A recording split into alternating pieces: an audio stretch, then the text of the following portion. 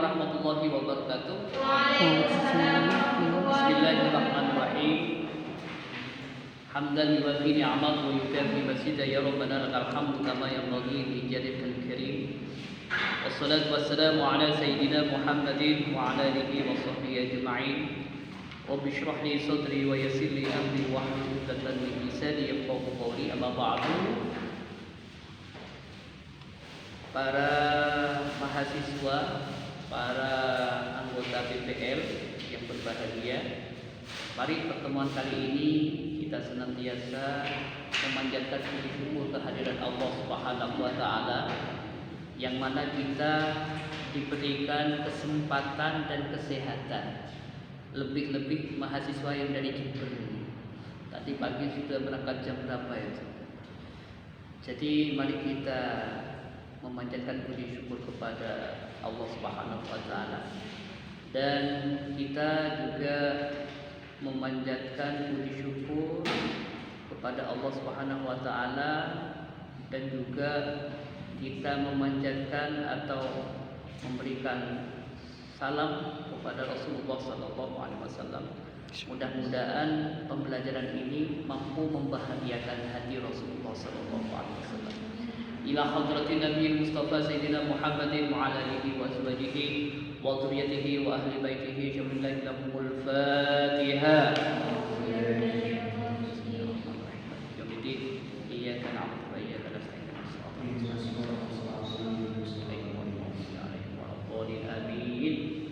Baik, terima kasih.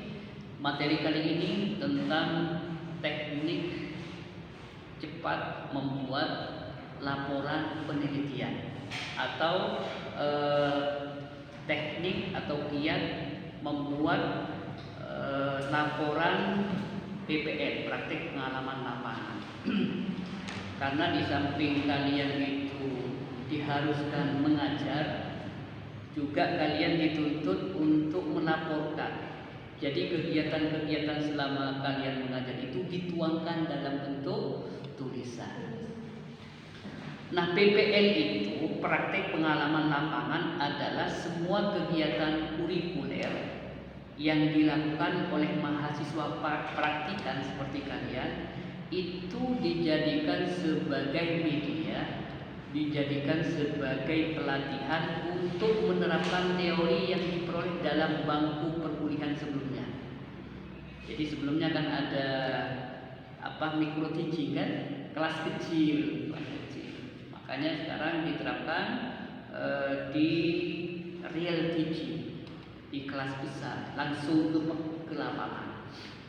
Tujuannya apa?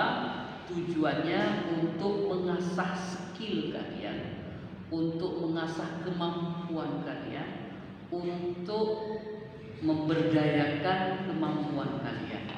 Karena walaupun kalian itu kan selama ini kita hanya dicekoki teori ANSI, jadi teori. Makanya agar balance, agar imbang antara teori dan praktek itu diterapkan namanya program PPL, praktik pengalaman lapangan. Nah, mulai sekarang harus dipersiapkan. Jadi mulai sekarang ketika kalian harus mulai tempat-tempatnya itu di mana, nanti datangi ke lembaganya, diminta profil lembaganya itu, diminta guru-gurunya berapa, kemudian kurikulumnya apa saja, itu dituangkan dalam bentuk tulisan. Nah, biasanya dalam tulisan-tulisan teknik pelaporan itu seperti hampir mirip dengan laporan penelitian, hampir mirip. Yang pertama harus ada judul, harus ada covernya kayak gini. Kemudian harus ada halaman pengajuannya, harus ada pengalaman pengajuannya. Laporan pengajuan seperti ini. Nanti bisa dibaca. Kemudian setelah itu harus ada bab 1 itu isinya tentang pendahuluan. Jadi bab 1 itu pendahuluan. Apa saja di pendahuluan itu? Yang pertama di latar belakang.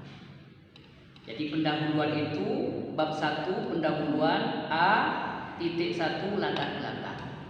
Latar belakang itu harus ada 2 unsur penting. Apa itu? Desain dan desolan. Desain itu adalah teori harapan. Desolan itu adalah fakta di lapangan. Jadi kalian itu harus menyinkronkan antara harapan dengan realita di lapangan. Kemudian berikutnya pengertian PPL itu bagaimana? Tujuannya PPL itu seperti apa? Status PPL sekarang seperti apa? Manfaatnya apa? Dan metode pembahasannya itu seperti apa? Itu ada dalam pendahuluan. Nah, di bab 2 itu khusus profil lembaga pendidikan. Jadi bab 2 itu profil lembaga pendidikan. Yang pertama isinya identitas sekolah. Jadi identitas sekolah. Yang kedua latar belakang lembaga pendidikan. Jadi latar belakang pendidikan. Kemudian visi misinya. Makanya mulai sekarang kalian cari tempat untuk mengajar itu langsung minta visi misi.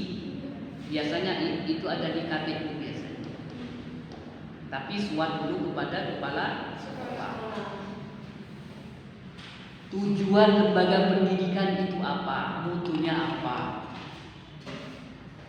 Kemudian ketika ada persoalan problem dalam lembaga itu, maka harus ada namanya problem solving, yaitu pemecahan masalah. Lalu kemudian disimpulkan. Bab 3 itu isinya pelaksanaan proses pembelajaran kalian itu, perangkat mengajarnya. Nah, makanya saya minta sebelum kalian mengajar, saya minta perangkatnya itu. Setiap kali kalian mengajar harus ada perangkat mengajar, mulai dari prota, promis, silabus dan lain sebagainya. RPP. Jadi lalu terakhir di bab 4 itu ada namanya kesimpulan. Jadi kesimpulan dan saran. Lampiran-lampiran kegiatan itu, foto-foto itu nanti kalian lampirkan paling belakang. Jadi saya harapkan di samping ini belajar untuk mengajar, juga langsung sambil jalan untuk mencari data lapangan. Jadi mulai dari absensi, jurnal, kehadiran, kemudian silabus, RPP, prota, promis, mulai hari ini mulai dikikil. Terutama di bagian bab 2 profil lembaga pendidikan. Jadi kalian mulai hari ini sudah mulai turun ke lembaga itu, langsung minta apelnya, langsung ke kepala sekolahnya, soal. Biasanya dari kepala sekolah direkomendasikan kepada DM biasanya, karena semua arsip tentang lembaga institusi pendidikan itu ada di KTU, kepala tata usaha. Jelas ya, paham ya? Baik, monggo barangkali ada yang kurang paham, monggo ditanyakan. Silakan berdiri. Assalamualaikum warahmatullahi wabarakatuh. Waalaikumsalam warahmatullahi wabarakatuh. Pertanyaan saya tentang laporan tadi, bagaimana cara cepat dan mudah untuk menyusun laporan itu agar kita tidak keteteran dalam menyusunnya. Terima kasih. Assalamualaikum warahmatullahi wabarakatuh. Waalaikumsalam warahmatullahi wabarakatuh. Pertanyaan bagus. Jadi mulai hari ini kita sudah start ke lapangan, sudah mulai nyicil. Jadi di samping kalian itu mengajar, kemudian perangkat-perangkatnya itu mulai dari silabus, RPP, memberikan visi misi, moto, tujuan pendidikan, kurikulum yang ada itu mulai sekarang sudah diminta, apelnya sudah diminta, ditata mulai sekarang. Makanya banyak di antara mahasiswa PPL itu yang kewalahan karena awalnya itu leha-leha, santai. Nah ketika deadline-nya sudah hampir 2 minggu, sudah usah-usah. Nah mulai sekarang biar enak, semua data yang berkaitan, yang ada korelasinya dengan pembelajaran atau dengan PPL, mulai hari ini mulai dikumpulkan. Gitu ya. Baik, ada lagi? Monggo. Silakan. Silakan berdiri. Ustaz, Ya. di belakang laporan itu Ustaz dilampirkan apa dah? Foto itu Ustaz. Iya, dokumentasi. Perlu kita dilampirkan dokumentasi masalah yang terjun ke lapangan Ustaz. Sudah? Baik, terima kasih. Nah, ini apa namanya? Setelah bab 4 itu ada namanya lampiran-lampiran. Nah, lampiran-lampiran itu biasanya berisi beberapa foto kegiatan. Nah, ini kebetulan saya bawa contohnya. Lampirannya itu foto kegiatan, mengajar, jurnal, daftar hadir, kemudian rincian pekan efektif. Di sini sudah lengkap. Itu masuk lampiran. Bahkan di sini sangat tebal sekali, termasuk RPP apa ini ada di lampiran. Jadi lampiran-lampiran itu paling belakang biasanya. Setelah bab 4, yaitu setelah kesimpulan. Makanya foto-foto seperti ini kan ketika kalian ngajar di foto itu didokumentasikan, ada tim khusus dokumenternya. Jadi setiap kalian ngajar nanti difoto, gitu ya. Iya Ustaz. Nah nanti bisa masuk ke lampiran. Ada lagi? Kan PPL-nya kita hanya 3 kali mengajar. Apakah kita masih perlu menggunakan prota atau promes? Dan gimana nanti cara menyusunnya? Ini kan pertemuannya hanya 8 ya, semuanya 8. Nah, tetap pakai prota promis tapi dirampilkan, disederhanakan saja. Jadi disederhanakan, jangan terlalu ideal karena situasi dan kondisi juga sekarang kan tidak memungkinkan. Ya kan?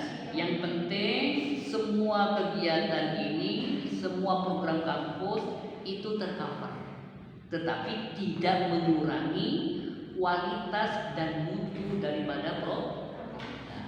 Jadi dirampingkan saja yang simple, yang penting ada dokumen dan ada data, dan itu valid, bukan asal comot, copy paste dan lain sebagainya. Bukan itu. Jelas ya? Itu mungkin yang bisa saya sampaikan dalam materi pembelajaran pada pagi hari ini, yaitu giat cepat untuk menulis praktek pengalaman lapangan. Mudah-mudahan bermanfaat bagi kita semuanya. Al-Fatihah. Iyyaka na'budu wa iyyaka nasta'in. Wallahu muwaffiq ila aqwamit thoriq. Assalamualaikum warahmatullahi wabarakatuh. Waalaikumsalam warahmatullahi